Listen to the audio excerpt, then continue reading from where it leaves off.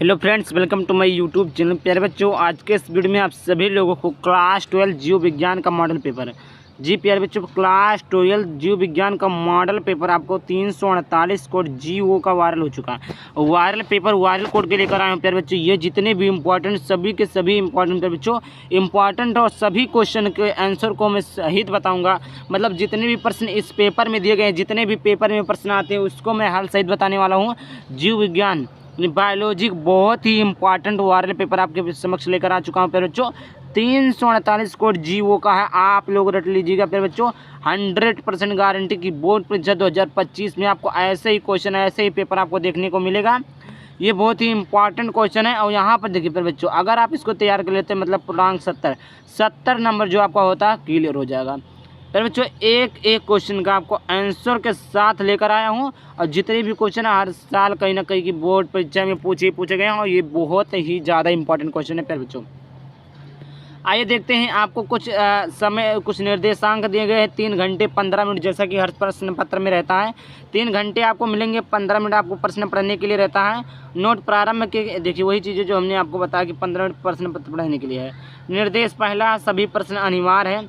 सभी प्रश्न क्या है पर बच्चों अनिवार्य है। दूसरा है कि आवश्यकता अनुसार अपने उत्तरों की पुष्टि नामांकित रेखा चित्रों द्वारा कीजिए। मतलब आवश्यकता अनुसार जो भी आपके मतलब नामांकित चित्र हैं उनको मतलब क्या है उत्तरों की नामांकित रेखा चित्र, जितने भी क्वेश्चन के आंसर लिखना रहे तो जहाँ पर आपको चित्र का देखें कि आपको चित्र की आवश्यकता वहाँ पर नामांकित चित्र बनाइए, अच्छे से चित्र बनाइए। मतलब अगर आप प्रश्न में चित्र को छोड़ देते हैं तो आपका नंबर कट जाएगा, उत्तर में नंबर को छोड़ देते हैं तो कट जाएगा। तीसरा है आपका प्रत्येक प्रश्न के निर्धारित अंक उनके सम्मुख, मतलब जो भी आपने प्रश्न पढ़ा इसके सम्मुख मतलब 1 नंबर, ऐसे आपको सम्मुख में नंबर दिया गया उसके सामने। आ जाइए, पहला आपका बहुविकल्पीय प्रश्न। बहुविकल्पीय प्रश्न का पहला क्वेश्चन आप लोगों के उपलब्ध है। सही विकल्प चुनकर अपनी उत्तर पुस्तिका में लिखिए। सही विकल्प चुनकर आपको अपनी उत्तर पुस्तिका में लिखना है। देखिए पहला क्वेश्चन आपका है, पहला क्वेश्चन है कि निम्नलिखित में से कौन सा आभासी फल नहीं है। क्या पूछा? आभासी फल नहीं है, ये बताना है। तो देखिए मैं आपको 15 सेकंड का टाइम देता हूँ, आप लोग गिनिएगा, उसके बाद में बताया उसके अंदर बताइएगा, नहीं बता पाते तो बताते हैं। 1 2 3 4 5 6 7 8 9 10 11 12 13 14 15। तो देखिए पहला आपका सेब, दूसरा है स्ट्रॉबेरी, तीसरा अखरोट, चौथा आम। तो इसका जो सही ऑप्शन है जो ऑप्शन नंबर डी, आम एक आभासी फल नहीं है। क्या है? आम एक आभासी फल नहीं। इसको आपको कॉपी में लिखना है। देखिए OMR सीट अभी कुछ कहा नहीं जा सकता कि OMR सीट आएगा कि नहीं आएगा। OMR सीट आने की संभावना भी है, संभावना भी नहीं। अभी जब क्लास 12 का मॉडल पेपर जारी होगा तभी बताया जाएगा कि OMR सीट आएगा या नहीं। दूसरा देखिए, दूसरा आपका कि प्रोटीन संश्लेषण के प्रारंभन हेतु प्राकूट है। पहला है AUG, दूसरा है UAG, तीसरा है UGA, चौथा आपका है UAA। तो इसका ऑप्शन नंबर ए सही है, AUG। क्या सही है? AUG। अगला प्रश्न देखिए, अगला क्वेश्चन है निम्नलिखित में से कौन सा एक जैव निम्नीकरणीय प्रदूषक है, मतलब जैव विघटित। पहला प्लास्टिक, दूसरा है एस्बेस्टास, तीसरा वाहित मल, चौथा ई कचरा। तो इसका ऑप्शन नंबर सी सही है, वाहित मल। चौथा आपका है कि घड़ियाल पुनर्वास केंद्र कुकरेल स्थित है। घड़ियाल पुनर्वास केंद्र कुकरेल स्थित है, कहाँ स्थित है? पहला प्रयागराज में, दूसरा है लखनऊ में, तीसरा वाराणसी में, चौथा लखीमपुर खीरी में। तो इसका ऑप्शन नंबर बी सही हो जाएगा, लखीमपुर खीरी में, सॉरी लखनऊ में। कहाँ स्थित है प्यारे बच्चों? लखनऊ में। Option number B is correct option. अगला देखिए निश्चित उत्तरीय प्रश्न। निश्चित उत्तरीय प्रश्न में आपका पहला है दूसरे का है टेपिटम। टेपिटम कहाँ स्थित है, इसका क्या तात्पर्य है? टेपिटम कहाँ स्थित है, इसका तात्पर्य क्या है? तो देखिए टेपिटम परागकोश में स्थित होता है। कहाँ स्थित होता है? परागकोश में होता है। परागकोश कहाँ पाया जाता है? पुष्प में। किस पुष्प में? गुड़हल के पुष्प में और सभी पुष्पों में पाया जाता है। टेपिटम परागकोश में स्थित होता है। क्या पूछा? टेपिटम कहाँ स्थित होता है? तो टेपिटम परागकोश में स्थित होता है। इसका क्या अर्थ है? तो यह परागकण का पोषण करती है तथा इनका विकास करती है। परागकोश के अंदर क्या होता है? परागकण होता है और वो जो परागकोश होती है परागकण का पोषण करती है, उनका विकास करती है। आगे देखते हैं खा नंबर का प्रश्न। खा नंबर आपका, मेंडल ने मटर के पौधे में कितने जोड़ी विपरीत लक्षणों का अध्ययन किया? मेंडल ने मटर के पौधे में कितने जोड़ी विपरीत लक्षणों का अध्ययन किया? तो आप लोगों को ये क्वेश्चन भाली भांति मालूम होगा कि ये जो क्वेश्चन है बोर्ड परीक्षा में हर साल पूछा जाता है और क्लास 10 से ही क्वेश्चन का स्टार्ट होता है। और मैं अपने हर वीडियो में बताता हूँ कि जो क्वेश्चन आपका क्लास 10 से ही पूछा जाए वो बहुत ही ज़्यादा इंपॉर्टेंट होता है। तो देखिए यहाँ पर पहला आंसर दिया, मेंडल ने मटर के पौधे में 7 जोड़ी विपरीत लक्षणों का अध्ययन किया। कितने जोड़ी विपरीत लक्षणों का अध्ययन किया था? 7 जोड़ी। कितनी जोड़ी? 7 जोड़ी। आगे का क्वेश्चन है गा नंबर का, किस पैथोजन के कारण हाथी पाँव एलिफेंटियस और रोता रोग होता है? या पैथोजन किस संघ में संबंधित है? किस संघ में संबंधित है? तो प्यारे बच्चों इसका जो आपसे उत्तर हो जाएगा हाथी पाँव जो है फाइलेरिया यानी संघ निमोटोडा का परजीवी बाउचेरिया ब्रैंकाप्टी के संक्रमण में होता है। इसका ये उत्तर सही है। अगला आपका है घ नंबर का प्रश्न, आर डीएनए में आर क्या है? आर डीएनए में आर क्या है? तो उत्तर हो जाएगा प्यारे बच्चों कि डीएनए में पुनः संयोजक रिकॉम्बिनेसेंट है। क्या है? निकेत को परिभाषित कीजिए। निकेत को परिभाषित करना उत्तर, निकेत वह स्थान विशेष या प्राकृतिक आवेश है जहाँ जीव अपने जीवीय संबंधों तथा भौतिक पर्यावरण में रहता। अब आइए देखते हैं अति लघुत्तरीय प्रश्न। अति लघुत्तरीय प्रश्न आप लोगों का है तीसरे का IVF तथा GIFT यानी गिफ्ट एक प्रकार से पढ़ा जाता है का पूरा रूप लिखिए। तो IVF का पूरा नाम इन विट्रो फर्टिलाइजेशन यानी हो जाएगा इन विट्रो फर्टिलाइजेशन। गिफ्ट का पूरा नाम गेमिट इंट्राफेलोपियन ट्रांसफर है। असंगजनन पर एक टिप्पणी लिखिए। असंगजनन पर एक टिप्पणी लिखना है। आप उत्तर लिखेंगे असंगजन जनन अलैंगिक जनन की एक सामान्य विधि जिसमें नए पौधे का निर्माण होता है। अलैंगिक जनन, लैंगिक जनन क्या होता है? अलैंगिक जनन क्या होता है? आप लोगों को पढ़ाया होगा। तो अलैंगिक जनन की एक सामान्य विधि जिसमें नए पौधे का निर्माण युग्मकों के संलयन से होता है असंगजन कहलाती है। अगला आपका है गा। क्या आपका गा? गा आपका है टर्नर एवं क्लाइन फैक्टर सिंड्रोमों में गुणसूत्रों की संख्या कितनी होती है? तो टर्नर सिंड्रोम में गुणसूत्रों की संख्या 46 के स्थान पर 45 हो जाती है। गुणसूत्रों की संख्या कितनी है? 46, लेकिन उसके स्थान पर कितनी हो जाती है? 45 हो जाती है। क्लाइन फैक्टर सिंड्रोम में गुणसूत्रों की संख्या 46 के स्थान पर 47 हो जाता है। एल्कोहल दुरुपयोग के क्या कुप्रभाव है? तो एल्कोहल दुरुपयोग के क्या कुप्रभाव है? एल्कोहल के कुप्रभाव, पहला है एल्कोहल का सेवन करने से चेतना शून्य हो जाती है। मतलब देखिए कोई भी एल्कोहल पीता है तो उसका क्या होता है? चेतना शून्य हो जाती है, मतलब उसको होश हवास नहीं रह जाता है। दूसरा, व्यक्ति का शरीर नियंत्रण नहीं रहता है। देखिए गांव में बहुत सारा जब लोग एल्कोहल, गांव में नहीं शहरों में भी होता है, जब इंसान जो व्यक्ति होता है बहुत सारा एल्कोहल पी लेता है तो होश हवास में नहीं रहता, मतलब नियंत्रण में उसका शरीर नहीं रह जाता है, गिरने पर नहीं लगता है। तीसरा, एल्कोहल के सेवन से शरीर यकृत खराब हो जाता है। यकृत क्या होती है? लीवर, किडनी, लीवर जो होता है वो खराब हो जाता है। अंग आपका प्रश्न है पांचवा, जैव विविधता हॉटस्पॉट से क्या आशा है? जैव विविधता हॉटस्पॉट से क्या आशा है? तो देखिए एक ऐसा जैव भौगोलिक क्षेत्र जहां पर्याप्त मात्रा में जैव विविधता पाई जाती है। चौथा का परागकण के प्रकारों का वर्णन कीजिए। तो उत्तर, परागकण की पुष्पी पादक के वर्तिकाग्र तक जाने की घटना को परागकण कहते हैं। तो देखिए परागकोश में परागकण होते हैं, जो परागकण होता है वही वर्तिकाग्र तक पहुंचता है, उसी घटना को हम क्या कहते हैं? तो ये जो परागकण होता है पुष्पी पादकों में वर्तिकाग्र तक जाने की घटना को परागकण कहते हैं। देखिए परागकोश में परागकण होता है, वही जो परागकण होता है वर्तिकाग्र तक पहुंचता है, उसी घटना को हम परागकण के परागण कहते हैं।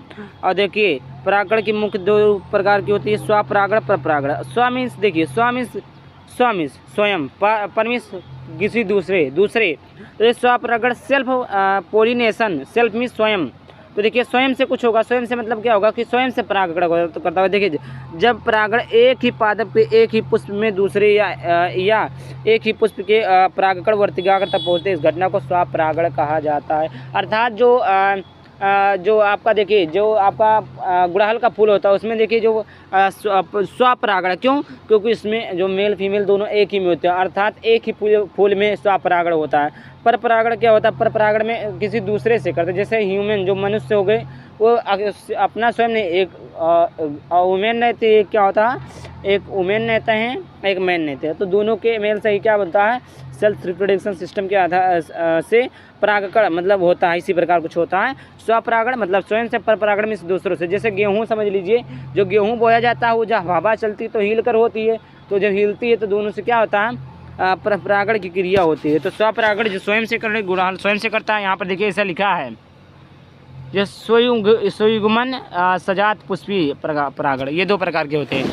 अब यहाँ पर देखिए जैसे परागण जिस किसी एक पादप के परागण दूसरे पादप के वर्तिकाग्र तक स्थानांतरित होते हैं, तो इस परागण को परागण भिन्न भिन्न कारकों पर निर्भर करता है। परागण माध्यम के आधार पर निम्नलिखित प्रकार, जैसे वायु परागण जैसे कैसे होता है? गेहूँ धान में होता है। जल परागण, जल में जो पुष्प रहते हैं, जब जल इधर से उधर होता है, पानी बहता है, तो वहाँ पर जल परागण क्या होता है? कीट के द्वारा, जैसे कई पुष्प जो होते हैं सटते नहीं, तो एक कीट उस पर बैठता है, फिर उस पर जाकर बैठ जाता है, उसके द्वारा होता है। जंतु परागण होता है, पक्षी परागण होता है, जंतुकी परागण, चमगादड़ द्वारा परागण, ये सारी परागण होते हैं। अगला आपका प्लेसेंटा, एक संक्षिप्त टिप्पणी लिखिए। तो उत्तर, प्लेसेंटा अपरा एक संयुक्त संरचना जो स्तनियों के गर्भ में भ्रूण को गर्भाशय से संरचनात्मक एवं क्रियात्मक रूप से जोड़ने में सहायक होती है। अपरा भ्रूण के विकास में निम्नलिखित कार्य करता है।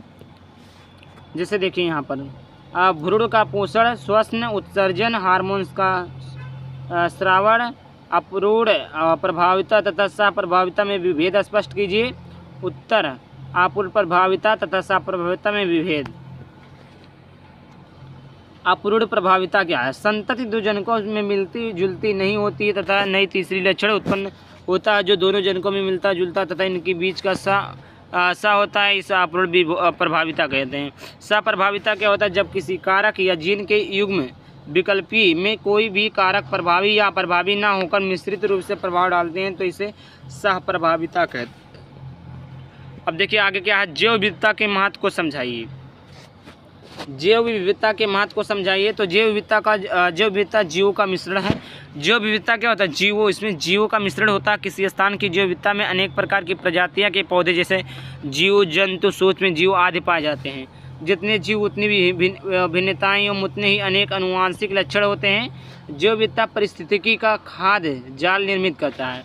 स्तनधारी पक्षी, मत्स्य, मेढक, जीवाणु, विषाणु आदि जैव विविधता में समाहित होते हैं। जैव विविधता का महत्व, भोजन के स्रोत, आय का स्रोत, दूसरा है पर्यावरण संतुलन। उसके बाद में अगला आपका है विभिन्न प्रकार के तेल एवं औषधियाँ, ऑक्सीजन की पूर्ति, घरेलू उपयोग की वस्तुओं की प्राप्ति। अगला उद्योगों हेतु कच्चा माल। अगला प्रश्न देखिए, लघु उत्तरीय प्रश्न। क्या आ गया आपका? लघु उत्तरीय प्रश्न। जैव विविधता संरक्षण की विभिन्न विधियों का वर्णन कीजिए। जैव प्रौद्योगिकी का वैक्सीन उत्पादन, जीन चिकित्सा तथा मानव इंसुलिन परिवर्धन निर्माण में योगदान की चर्चा कीजिए। देखिए दूसरा आपका का है, ये आपका खा था, पांचवे का का था, और ये आपका खा था। ये कौन सा प्रश्न था? आपका खा था। और ये कौन सा प्रश्न है? आपका गा नंबर का प्रश्न। देखिए गा नंबर का प्रश्न आपका है कि मलेरिया परजीवी की 4 प्रजातियों के नाम लिखिए, इनके द्वारा उत्पन्न होने वाले मलेरिया के प्रकार का उल्लेख कीजिए। आपका मानव में AB और रुधिर वर्ग की वंशागति का वर्णन कीजिए। यह था अगला 6वां प्रश्न देखिए, निम्न पर टिप्पणी लिखिए। पहला भ्रूण कोश पर टिप्पणी लिखना है, दूसरा विपुंसन पर टिप्पणी लिखना है। देखिए खा नंबर 6वें का खा है, मानव में भ्रूणीय प्रवर्धन से क्या अभिप्राय है? गा आपका है सिकल सेल एनीमिया, दांत कोश का अरक्ता पर एक संक्षिप्त टिप्पणी लिखना है। घा आपका बायोगैस के उत्पादन में सूक्ष्म जीवों की भूमिका का वर्णन कीजिए। अगला आपका विस्तृत उत्तरीय प्रश्न। मनुष्य में मादा जनन तंत्र का वर्णन कीजिए। अब देखिए मैं बता देता हूँ, विस्तृत उत्तरीय प्रश्न में आपको एक नामांकित चित्र अवश्य देखने को मिलेगा, चाहे वो मादा जनन तंत्र का हो, चाहे वो आपका नर जनन तंत्र का हो। देखिए नर जनन तंत्र तथा मादा जनन तंत्र is very important figure board exam 2025 board exam 2025 की दृष्टि से मादा जनतंत्र तथा नर जनतंत्र का चित्र बहुत ही इम्पोर्टेंट है। देखिए प्राथमिक जनन अंग, अंडाशय स्त्री के प्राथमिक जनन अंग होते हैं। प्राथमिक जनन अंग आपसे कोई पूछे तो अंडाशय होता है। अंडाशय, एक जोड़ी अंडाशय उदर गुहा में स्थित होता है। अंडाशय विक्र के समीप मीसोबेरियम द्वारा उदर गुहा से जुड़े रहते हैं और अंडाशयी लिगामेंट्स द्वारा गर्भाशय में जुड़े रहते हैं। अंडाशय ठोस होते हैं। अब देखिए अगला आपका और आगे है, अंडाशय की सतह पर छोटे छोटे दोनों दानों जैसी उभार दिखाई देती है जिन्हें ग्राफियन पुटकाएँ कहते हैं। ग्राफियन पुटकाओं में अंडाणु बनते हैं और पुटकियाँ से ही एस्ट्रोजन और प्रोस्टेरोन हार्मोन्स का स्रावण होता है। सहायक जनन अंग, ये अंग जनन की प्रक्रिया में सहायता है। इनमें सहायक नलिकाएँ व सहायक ग्रंथियाँ शामिल है। सहायक नलिकाएँ, अंडवाहिनियाँ, गर्भाशय या योनि। अंडवाहिनियाँ, प्रत्येक अंडवाहिनी पतली कुंडलित लगभग 10 से 20 सेंटीमीटर लंबी होती है। इसके 3 भाग होते हैं। पहला प्रारंभिक भाग प्रिस्बिएटेड, दूसरा मध्य भाग फेलोपियन नलिका, तीसरा अंतिम भाग इस्थमस कहलाता है। अब देखिए गर्भाशय। गर्भाशय दोनों ओर की फेलोपियन नलिकाएं संयुक्त होकर गर्भाशय का निर्माण करती है। गर्भाशय चौड़े थैलीनुमा होती है। इसकी भित्ति मोटी व पेशी युक्त होती है। तीसरा योनि, यह लगभग 8 सेंटीमीटर लंबी नलिका रूपी पेशीय रचना होती है। योनि मादा जनन तंत्र छिद्र द्वारा शरीर से बाहर खुलती है। योनि को जन्म नाल भी कहते हैं। सहायक जनन ग्रंथियाँ, इस ग्रंथियों का स्रावण जनन प्रक्रिया में सहायता करता है। पहला स्तन ग्रंथियाँ, स्तन ग्रंथियों में शिशु के पेट हेतु दुग्ध का निर्माण होता है। बार्थोलियन ग्रंथियाँ, एक जोड़ी ग्रंथियाँ योनि के पार्श्व में स्थित होती है। अब देखिए ऐसे आपको पढ़ना पड़ेगा, टॉपिक होता है, सभी डिटेल में पढ़ने होते हैं। क्वेश्चन इंपॉर्टेंट है, आप लोग रट लीजिएगा।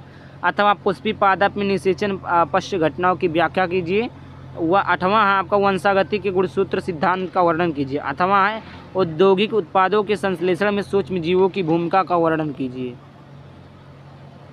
9वां आपका प्रश्न RDNA तकनीकी पर एक निबंध लिखिए अथवा समष्टि को परिभाषित कीजिए। इसकी विभिन्न पारस्परिक क्रियाओं का वर्णन कीजिए। इतना आपका इंपॉर्टेंट टॉपिक था जो कि इस पेपर में था। तो आई होप आपको पसंद आया तो वीडियो को लाइक कर देना, चैनल को सब्सक्राइब करना। चलिए मिलता है किसी नए टॉपिक के साथ, तब तक के लिए बाय बाय, थैंक यू, जय हिंद, जय भारत, वंदे मातरम।